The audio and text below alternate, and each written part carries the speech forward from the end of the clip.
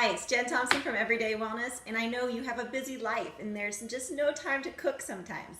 Today I've got a really easy recipe, family friendly, and it's called Cheeseburger Casserole. We make it all the time here, and it kind of replaces that Tator Tot Casserole.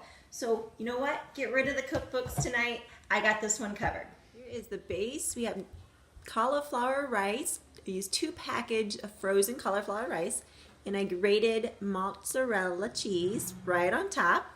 Such a simple base to start this wonderful meal. Next layer will be, this is ground sausage. This was just actually done ourselves today. And then over here you're making a little bit of a roux. It is butter and crushed wheat. So I use that butter, I use crushed wheat, and then 1 cup of almond milk. And I just make this little sauce to put right on top, and I bake in the oven for 350 for 25 minutes, and this meal will be complete. A little secret ingredient right in there. Spinach powder. I usually put that into my meat because it's adding a vegetable in and no one knows.